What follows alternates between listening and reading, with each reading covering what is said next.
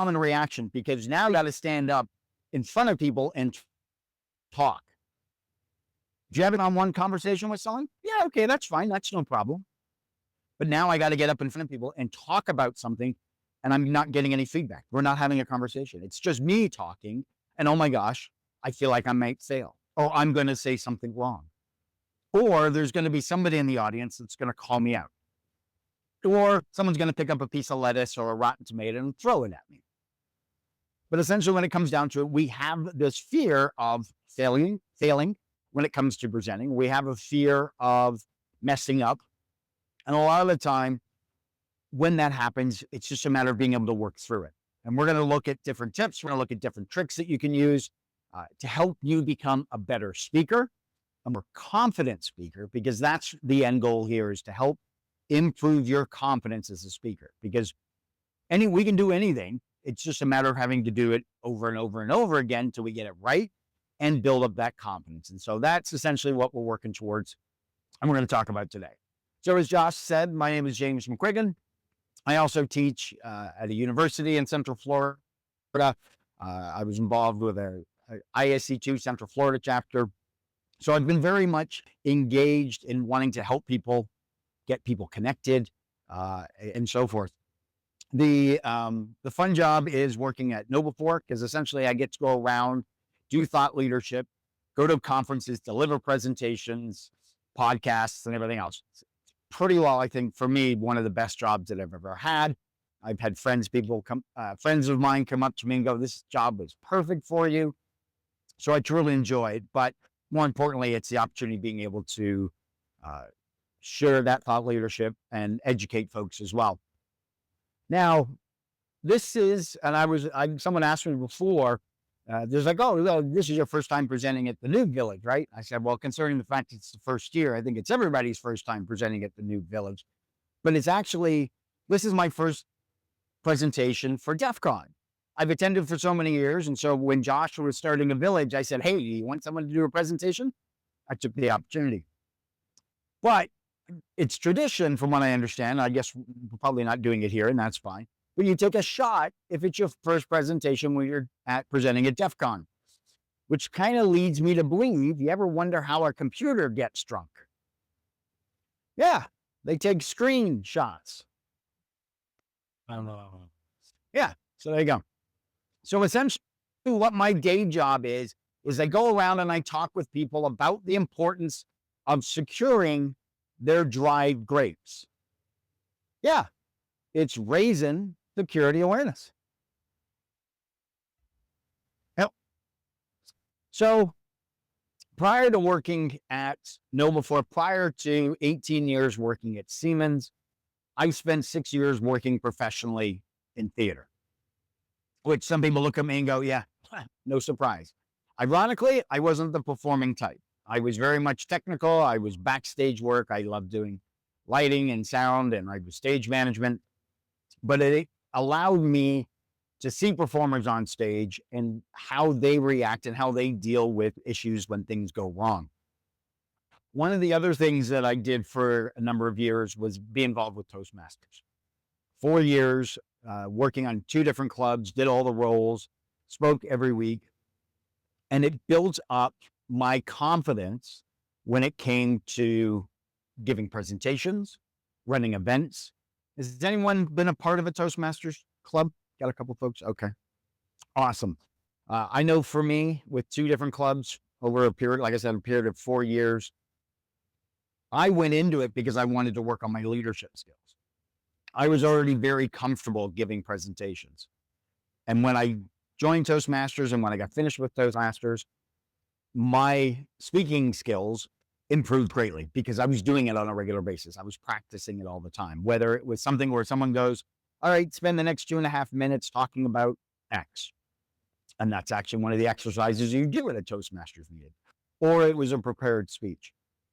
So a little picture is a little trophy I won in one of the competitions. But for me, that was kind of the hype, because storytelling for me is one of the big key things when it comes to doing your presentations. Out of Toastmasters, as I said, it built confidence. And essentially that's what we're working towards with your presentations is getting you confident. And so as we look at a definition of confidence, that feeling of self-assurance coming from our own appreciation or someone else's appreciation of one's abilities or qualities. So we're looking at ourselves in being able to give a great presentation or a presentation that we're happy with.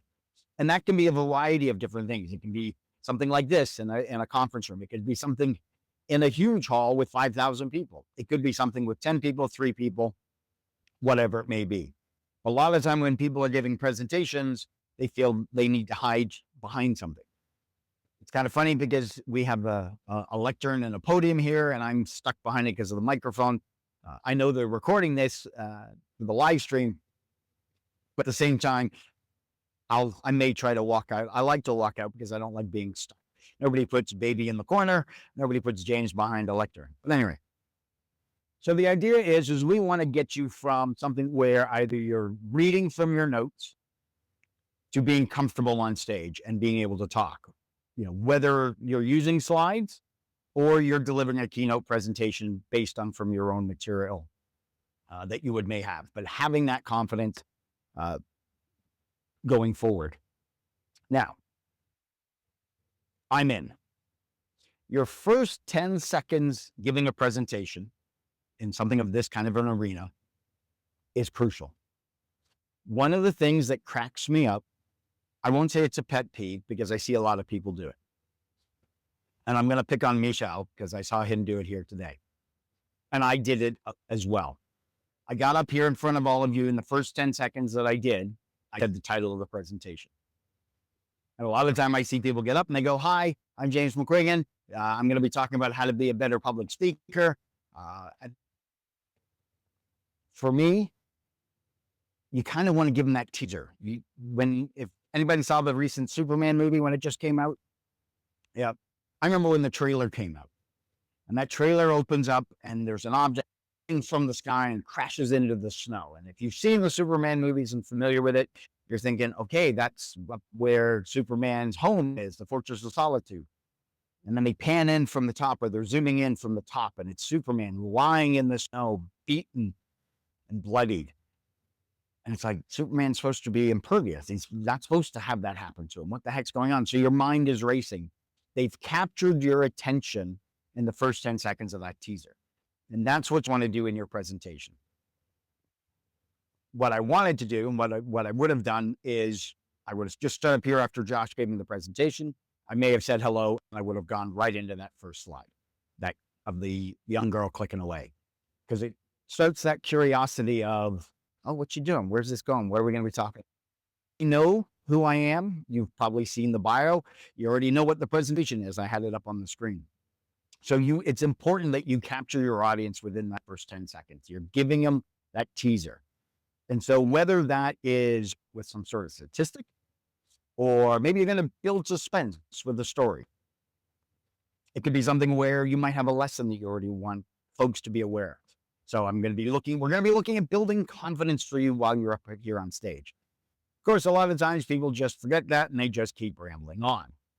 And they keep going on and on. But starting off your presentation with some type of statistic, nugget of information that's going to grab your audience and suck them in and prevent them from getting up and walking out. Pretty well everybody's here because they know what they're expecting to get. But you want to make sure you're grabbing their attention and keeping their eyes up off their phone. And that goes a long way as well. So as we look at some of the different tips, the first one I always tell people, especially if this is a presentation you haven't done before, this is a new one you've created, practice, practice, practice, and practice some more. Practice until you're comfortable with it. Now, when I say practice, I don't mean memorize, because some people will memorize their speech. And one of the caveats of that, and that might be something that helps them. And if you want to memorize it, that's fine. The kicker to memorizing it is you're so locked in on that memorization that if you lose your place, if you're not prepared for it or you're not ready for it, and you can cover and recover from it without your audience realizing they stopped talking. Did they forget what's going on?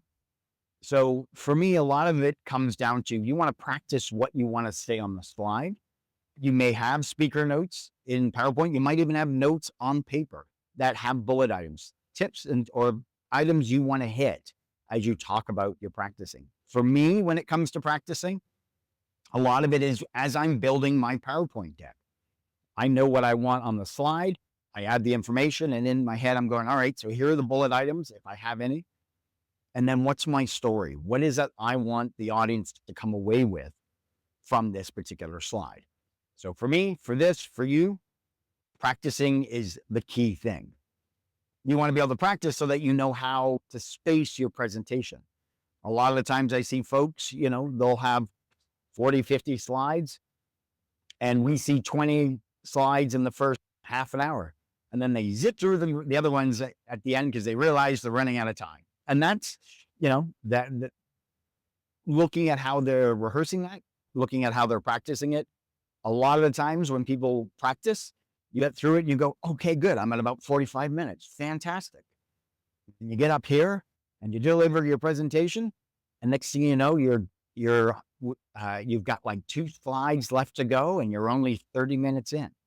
And you're freaking out in your head going, oh my gosh, what happened? Because you get up here and you're so excited. You want to share all the with everybody that you rush through your presentation, and what you took your time with 45 minutes at home, you're now zipping through in 30 minutes. So being able to go through and practice, having other thoughts or other ideas or other concepts, backup slides are also a good thing as well. Just in case, if you do run over, you can jump to those and that helps as well. I know for me, practicing is important, but a lot of the time it is as I'm building the deck, I know what stories and information I want to share with everybody. When I asked before, I said, what is it, makes us so afraid? People knowing more information than you. For me, a lot of the time, and I will admit, imposter syndrome comes into this as well. People think, oh, I know this information, I've researched it, but there's going to be people smarter than me. I remember the first time I presented at Wild West Hackin' Fest. It's, a room full of people that are pen tester hackers that are for me, I look at them and go, brilliant when it comes to computers and probably do a lot more than I do. But I knew the information that I was going to present on, which was talking about deepfakes. I had the information, I'd done the stories, I had the videos, I had information. And yes, there were people that came up to me afterward and said, hey, have you checked out this video or this service or this product that's available that does it even better or faster than what you showed? And I'm like, no, that's awesome. That's great. Thank you for showing that to me. I'm basing my research and my information off a certain time frame. Fun things when it comes to conferences, they want your decks months ahead of the conference, which gets really, really frustrating because especially in the last couple of years with AI, I'll build a presentation 1 week and 2 weeks later, it's like, oh, nope, got to update a handful of the slides because some of the information or most of the information has changed. I've been doing AI presentations, January 23, I think 2023 is when I did my first generative AI presentation. And as I look at what my generative AI presentations are now, I don't have any of those slides from that original deck in there. Everything has changed over the years. But knowing your material, going through and being able to talk to what you have is about as much as you can do. Yes, there's always going to be somebody smarter. There's always probably doing more than you, but you were the one picked to deliver that presentation. The committee for that conference or wherever you're doing the presentation, they selected it based off of the information you have, and you share that. And, you may run into somebody that is smarter than you. Well, then use them going forward as a resource to help. How can I improve? What can I do to make this presentation better? When you're doing your presentations, it's important to know who your audience is. So here I'm talking to a room full of practitioners, maybe some managers, but a lot of people that are in the trenches doing the day-to-day grinds with regards to their role. But if you're talking to executives, it's a different language. They want to hear about risk. They want to hear about impact to business. If you're talking to high school students, it could be a different way you talk to them as well. So when you've got your presentation, it's important to have the stories that go with it, something that people can relate to. If you've got acronyms and a whole bunch of text and information on there, you're going to lose them. But a breach example is going to tie people in and make them interesting, even if it's executives, even if it's high school students, practitioners, colleagues, whatever it may be. Everybody loves a good story. And storytelling is what drives a lot of it, is having those stories. It's not what they heard. It's not what they saw. It's how you made them feel.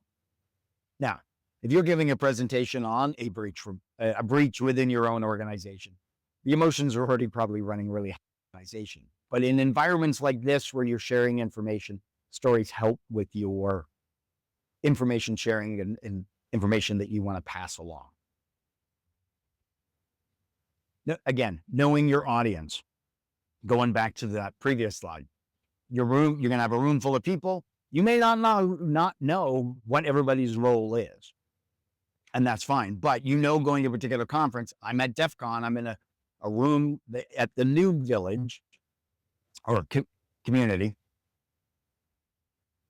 A lot of people could be just starting out. A lot of people could be just interested in the topic that you have.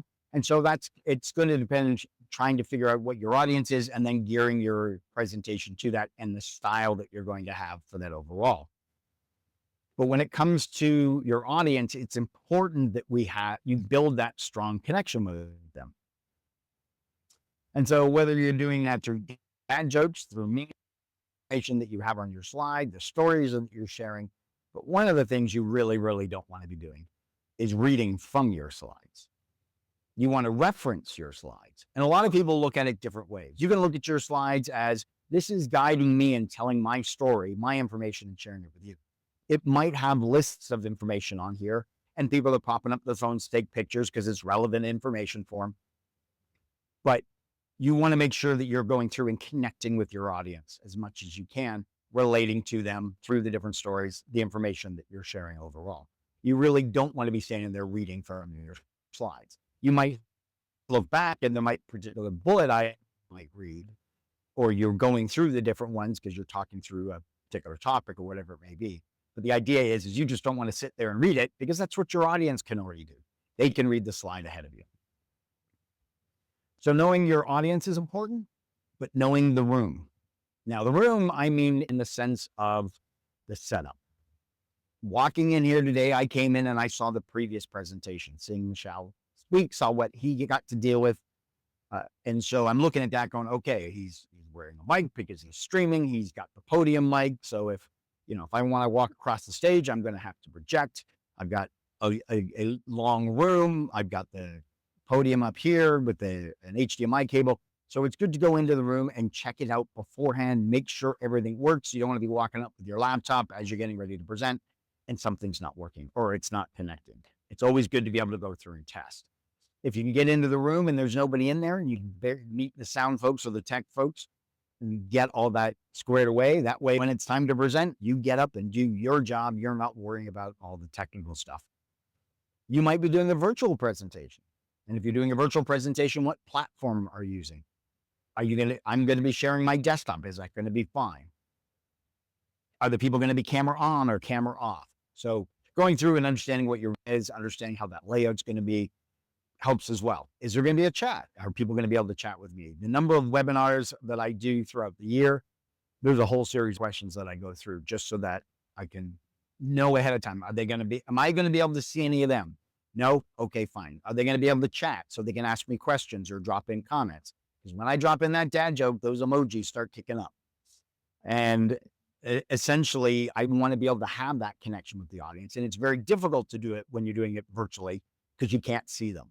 Here, this is great. I love being able to present in a room and I can see everybody's face, see their reactions and so forth.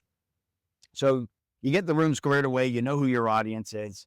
You've got your talk that you're going to do. Now you want to visualize yourself doing it. This is when you're practicing. Visualize what it's going to be like up on stage. You may not know the dimensions. It may be something that when you finally get in the room, you go, okay, I'm going to have, a 24-foot stage that I can walk across if I need to, or I'm going to be stuck behind a podium, figuring out what that's going to be like. But visualizing yourself delivering the talk out to people. It sounds weird. It sounds corny.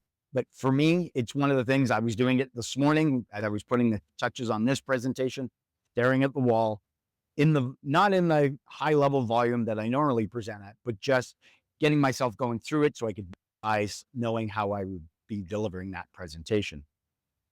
And a lot of the time when people are delivering a presentation, they're not sure what to do with their body language. They're not sure what to do with their hands. The things that I like to do, and one of the tips that I give to people when they're nervous about presenting and they're really concerned, oh my gosh, I got to get up there. I've got 10 minutes and then I got to start doing this. One of the tips that I like to give people is you need to get yourself into that positive mindset. And one of the ways that you do that, depending if who you can relate to, Superman pose. I kid you not, there are times I'll go into the bathroom, go into a stall, or I'm doing it in the hotel room or before I come out, put myself in that Superman pose. I know the material. I know this information. I'm confident I'm going to deliver the presentation. This is going to be awesome. It's going to be great. And so you got Superman or you got Mariska Hargitay from Law & Order SVU.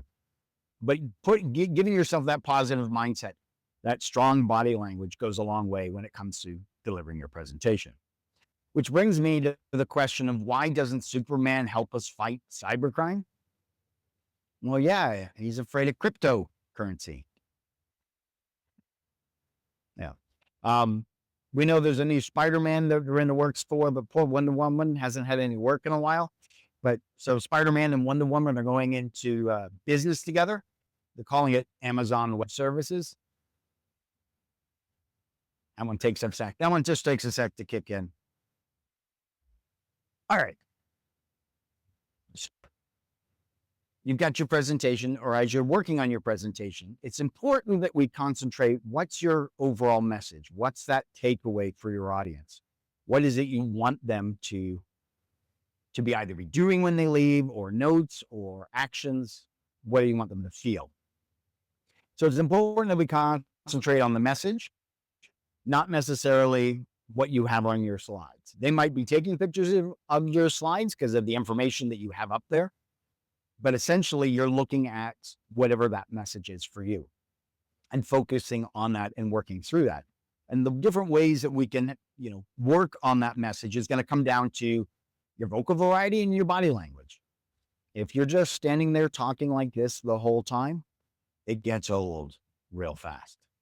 So having that vocal variety, putting that pitch, maybe slowing down on certain things, maybe pausing. Pausing works in two different ways. One, if you're about to make a key point, because then it's people's reaction of like, oh, stop talking. What's going on? Oh, maybe he's going to say something important. But then also it could be something after you deliver an important element. And you reemphasize that important element that you want to do. So using a pause can go a long way. Again, when we're giving presentations, we're either nervous and we're real excited and we're passionate and we just want to get through the presentation, and we don't pause. And so pauses can go a long way. Pauses are great when you start your presentation, depending on how the introduction went. If people are checking email or on their phones or doing whatever, like, yep, and here's James McQuiggan, I'm going to talk about public speaking. Welcome, James. And you get some claps and people are still like finishing up other stuff for whatever it may be. I'll just stand on stage and I'll give it 30 seconds.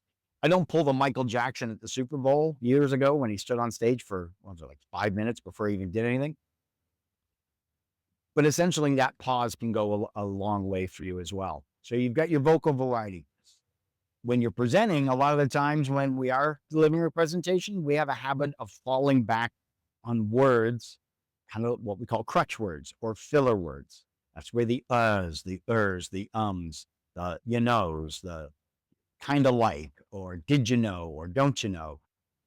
Those are words that we get comfortable with and that we can say in between trying to figure out what we want to say. That practice can help eliminate that. Slowing down when you're giving your talk goes a long way. If you think you're talking too slow, talk slower. And a lot of the time, because again, we're all real excited, delivering the information, sharing the information, we end up tending to speed up a lot when we talk. Your body language. What do you do with your hands? Do I keep them down at my side? Do I put them in my pockets? Or if you got a hoodie, you can put them in those pockets. Do you put them here on the side of the podium? Whatever you're comfortable with. Sometimes when I've got a clicker, it's in my hand and it kind of keeps, one hand in the pocket, one hand on the clicker, so that you have that motion. When you're walking, if you are a walk and talker, you're somebody that it's constantly walking back and forth, and you get over here and you kind of say something and you walk back over this way and you're going back and forth, and folks are feeling like it's a tennis match of whatever it is that you've got going on up there. One of the hardest things to do is to kind of plant yourself. And when you're delivering information, whatever that may be, when you're about to make your second point, that's usually a good moment that you could change direction or go to another part of the stage, if that's something that you want. For me, one of my favorite things to do is, if I'm making 3 points, I'll do one here, one there, and then come back into the center. It's just whatever you're comfortable with. A lot of folks a lot of first-time presenters do like being back behind here because this is safe. You can't see my whole body. You can only just see the upper body. I could be, kicking my legs in the back here because of nervous or whatever. But when you're standing out here in the front of everybody, you're on full view. And that was a strong, Michelle kind of stepped out a little bit as well. But because of this microphone and making it could be difficult for folks to hear, they will have a tendency just to stay back here and be comfortable with that as well. So your vocal variety, how your body language is, goes into a lot of what kind of message you're sharing, and your confidence as well when you're standing up here. So when you do pause, it's usually a good idea to make eye contact, if you can, with people that are in your audience, because you know that you're looking at them. And also, as you're looking through your audience, one of the things to do is have specific people that you can look at, that aren't going to, either look back at you and you'll freak out, but it could be people in the audience that that are friends of yours. It could be, somebody you met just before the presentation. That goes a long way in, your material, because otherwise you can be like constantly back and forth. But usually it's just a nice progression across everybody. So that way everybody feels like you're talking to them. Of course, it's really cool when, depending on your audience, sometimes you're looking at the top of people's head because they're looking down at their phone.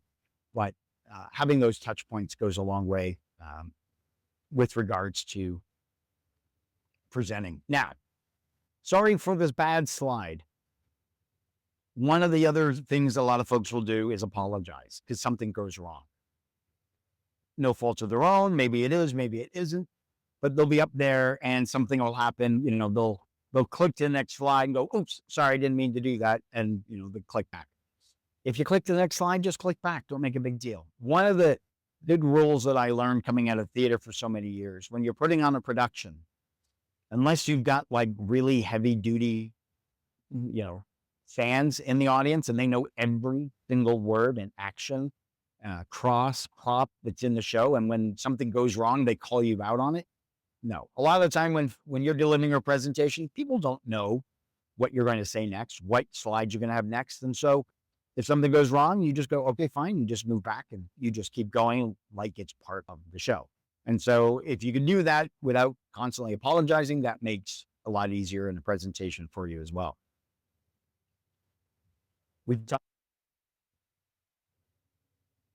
Anybody that's coming to see your presentation is interested to hear your topic. At least this is my experience in the 20 plus years I've been doing presentations. Yeah, we joke that go, throwing the tomatoes or lettuce or whatever. Sometimes friends will go, I'll groan at a particular point, or having people in the audience that know you and are interested in hearing what you have to say.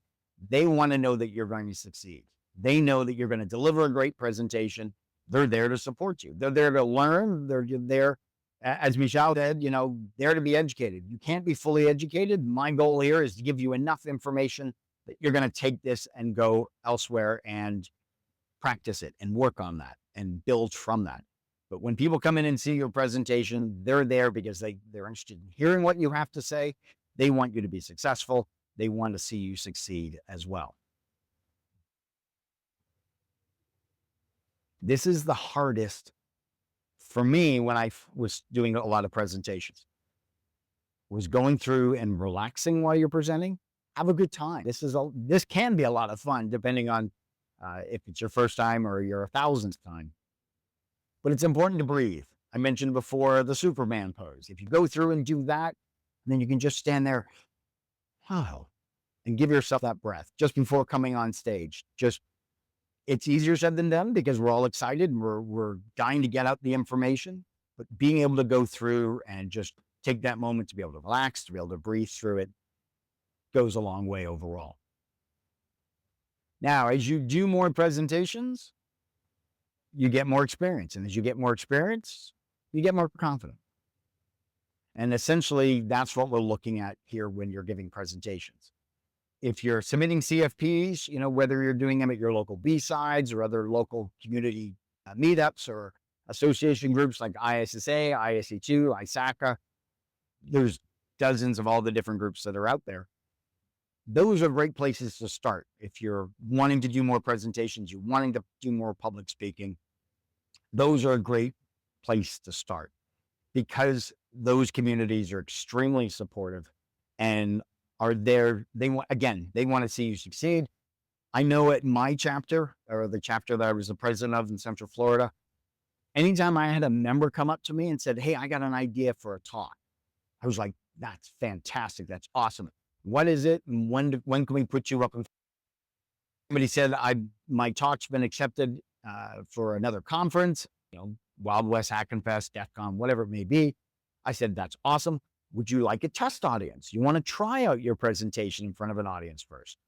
And we'll put them up. And that was always a lot of fun, just to get our own members and help the community out as well before they went on. And a lot of the times you'd have other members come up and go, "I really like this. Have you thought about this particular angle?" Or try doing, something else with your presentation overall. And it's okay to be nervous when you do presentations. Public speaking in itself is very nerve-wracking. Some people think, "Nope, I don't get nervous anymore." Other folks go, "Oh, I'm always nervous. I'm about ready to throw up every time I get off stage." People still deal with stage fright. You look at Adele, you look at Barbra Streisand, Laurence Olivier, Stephen Fry. They're all people that are performers. They get up and they are extremely, have a large amount of stage fright. I remember seeing, I think, concert with Adele that was televised, and she came right off stage and into the elevator. And when she got in the elevator, just as the doors were closing, you could see she broke down. She was either physically exhausted, mentally exhausted, but the stage fright in herself as well.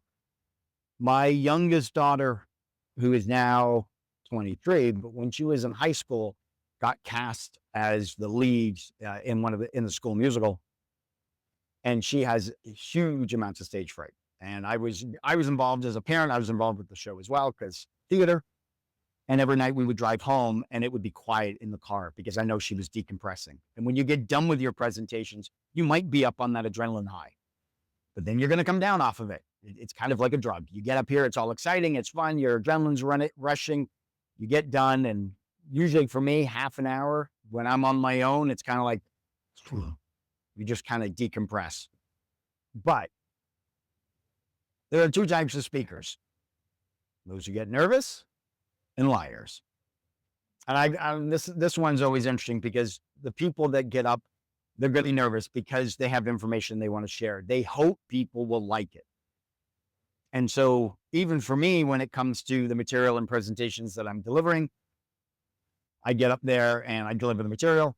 And it's one of the reasons that I do put dad jokes in my presentation, is because I want to, break up that tension. A lot of the time I'm talking about something serious and I want to break up that tension room because it's such a serious topic. And so I drop a dad joke like this one. Anybody know why air conditioners and computers can be useless? What a computer and air conditioner have in common? They're both useless when you open Windows. Yeah.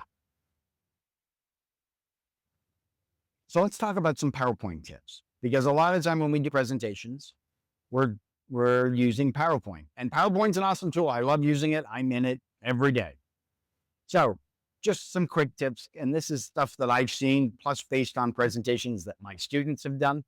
So the first one, anybody read it?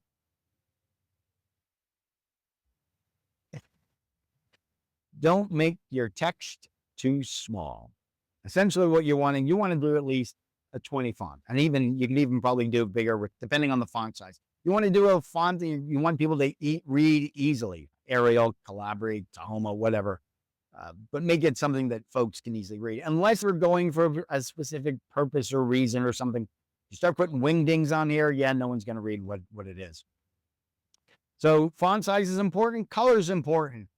You know, it's kind of, that one's tough to read. It's a dark background. I've used a dark color. Contrast in colors. Same with your slide colors and backgrounds. I've used a very dark background for this slide deck. You could use a very bright white one. You also want to try to keep the number of items that you have. If you are going to have written text, keep it down to about 7 words a bullet and 7 bullets a slide. This is a guideline. This isn't the be-all, end-all on how you do presentations. This is just based on experience, what I've seen, and sometimes when I do a slide that's the top 10, things to do in PowerPoint, I got 10 items on there.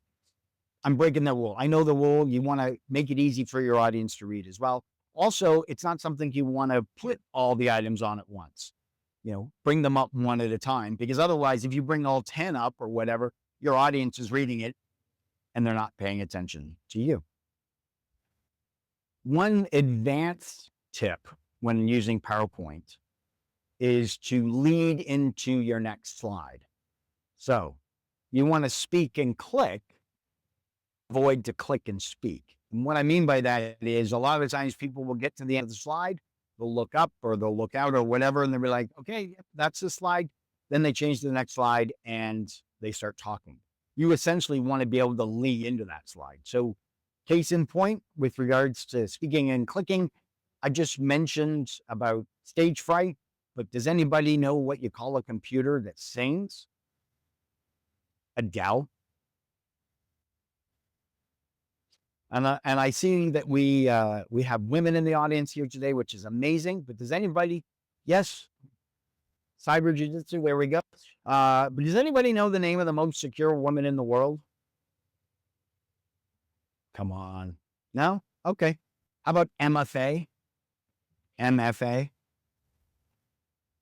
You're taking that one. I want to introduce you to, ironically, I saw him on TikTok, seen him on Instagram. He's out of Australia, but he's a communications coach. And a couple months ago, I saw this. He had this video, and I basically just bulletized here. But what he offered was a really neat way to do presentations or how to critique yourself. I myself, and I know my other colleagues, hate to hear themselves, hate to see themselves on screen. But the only way that you can grow, the only way you can improve is either ask people to give you feedback, or you have to, self-reflect and look in. And one of the things that he recommends is record a presentation. So I've had this presentation recorded today, and I'll be doing this later on this week when I get a copy. And what you do is, the first thing is turn the sound down on the recording, on the video. Turn it all the way down, mute it. And so all you see is, and watch your gestures. Watch how your body language is. If you are walking across the stage, is it something that you're stuck behind a podium? But watch your body mannerisms. Is it in line with what you want? And have that self-reflection. The other one, I reversed them, but the other one, the visual image review, the vocal image review, turn the phone down so you can't see the screen and turn the volume up so you can hear yourself talking. Is that how you want to sound? Is there ways you can improve on the talk? Is there better ways you could add pauses, add other vocal inflections, pitch, how slow, how fast you might be talking? Are you using too much of those crutch words? And then transcribe the video. It's real easy these days. Certainly do it on YouTube. Transcribe the video and read what you've said.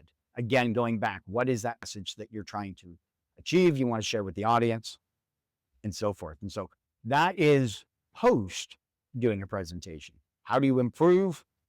This is a great way to do it. For me, I would just sit and watch myself and it would drive me nuts. But at least this way, now I'm breaking it apart. And I wasn't going to take credit for it. So he's certainly available. All right, before I wrap up, I want to see if anybody has any questions, has any feedback, any comments.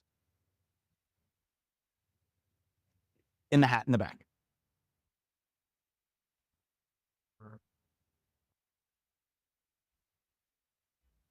Giving a presentation with a partner. Again, we go back to the practice. A lot of the time, for me, a lot of it is we sit down and we look at the content. It's like, all right, I'll take this slide, you take this slide. You might alternate. Maybe it's items that you're say separately.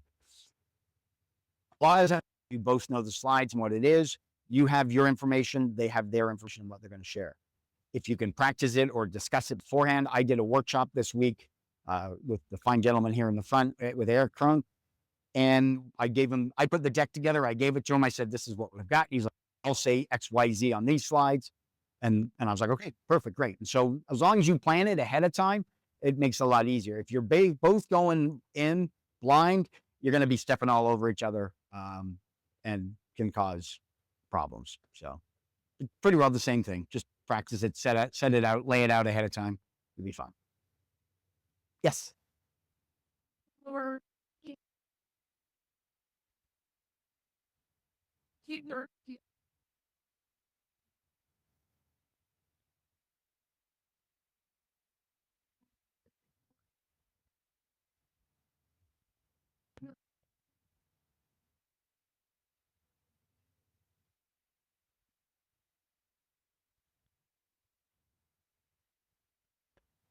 Usually when that happens, if I'm in that hybrid environment, I will turn to somebody that's in the, usually they'll have a point of contact that you're doing that you're working with for that presentation. Because it's usually not in-house, unless it is in-house and it's different. But as I'm coming in as an outsider, my response to that is going to be, I need somebody to monitor the chat and monitor the questions. And if there's a question in there, raise your hand up or say, I got a question from the chat, and then you ask it. So you have somebody there physically in the room monitoring the chat and the questions, and then they deliver it as if one of the other people. Usually other times I'll be going along and if I've had 3 questions from the room, if there are still hands up, I'll go to the person, whoever the contact is, do we have any questions in chat? That way, because a lot of the time when you're remote, you're feeling like so disconnected. I want to make sure the remote folks are feeling included as well. So, but good point. Yeah, you want to be able to include both. We'd go right. Yeah. Well. Oh, yeah. Right. Or we're right. Yep. That works as well. Yep. Yeah. All right. More again.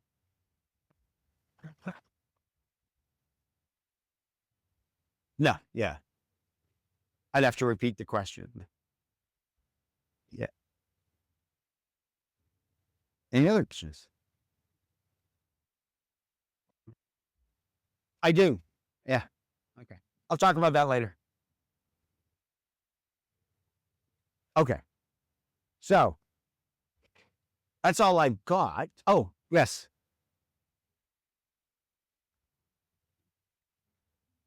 Do I have any tips for?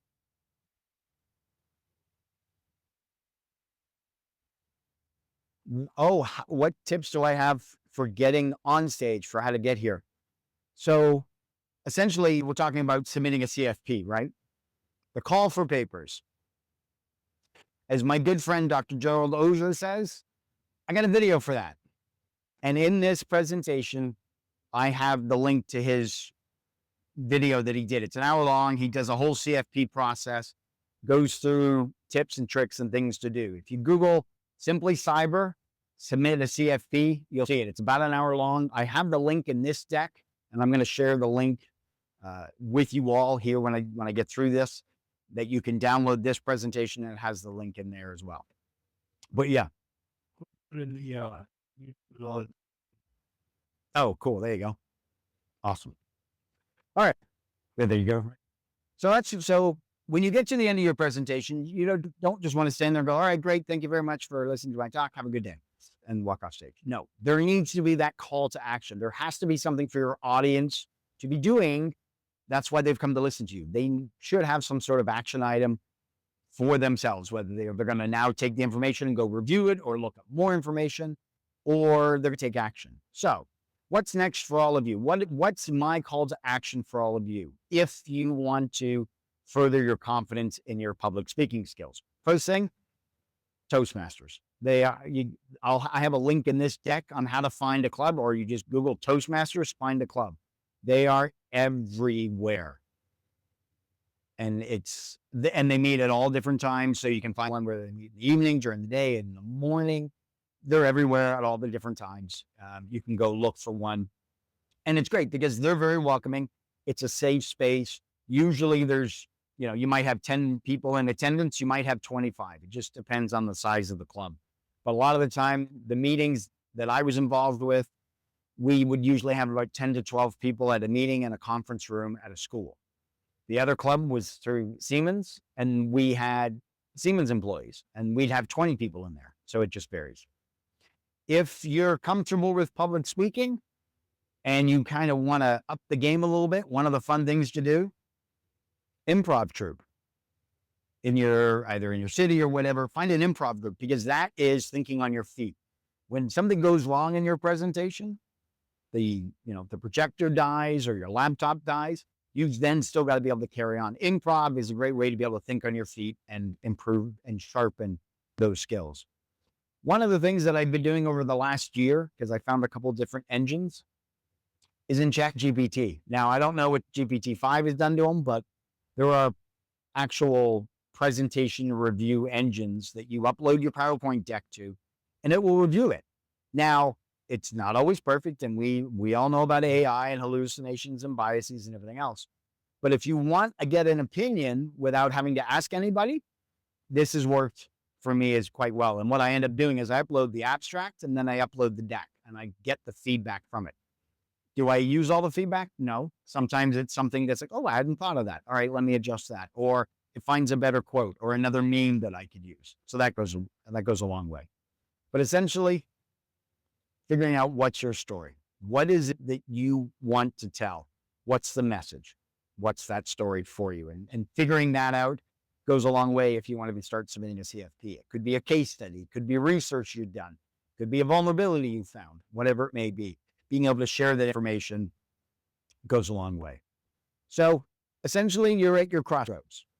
You've got your public speaking fears, or you get to hang that sharp right and look to continue building that confidence that you have with your public speaking presentations. And again, the more you do it, the more comfortable you get and the better you get at it overall. Now, somebody just asked me, yes, I do have a way of keeping track of all my dad jokes.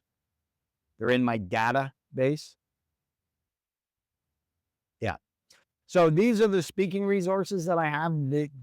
I've got the deck available to download. It's in my GitHub. I'm going to show you a QR code here but there's Jerry Ogier, Simply Cyber, submitting a CFP. Your body language may shape who you are, from Amy Cuddy. It's fantastic. Again, it's how your body language is on stage and what that represents. One of the books that I read early on dealt with presentations. Then you got to build a good PowerPoint presentation. Great. Making it stick when you've got ideas and you want to get people to be able to walk away with that. Chip and Dan Heath, their book is really good as well. So there's the QR code. If you want to download the presentation, it's got all the links in here. It takes you to my GitHub page. I also have all the tips. So I gave a lot of different tips, a lot of different bits of information. All of those are there in that GitHub page overall, and you can download that and readily available right now. Also, if you want to follow me online, keeping with the personal branding, what Michelle was talking about, jamesmcquiggan.com. I have a YouTube channel with all my dad jokes. So if you want to see some more or get some more info, you can do that. And if you're interested, I'm also the host through the Simply Cyber Media Group of a podcast called Simply Secured, where I interview people that are practitioners, people that are in the trenches doing the work. And that episode comes out every Friday at 9:30. Is he still? There he is. If you catch last week's episode, I interviewed Casually Joseph. Yeah, really good interview. So definitely go check it out. Or if you're interested in sharing your story, come talk to me afterward. I do have Simply Secured stickers if you want any as well.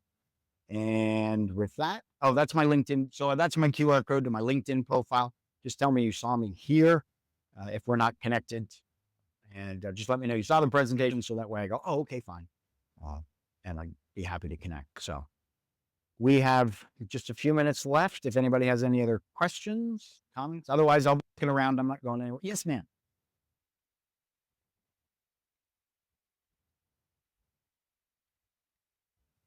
Awesome. So you joined the job. How long did you do it for?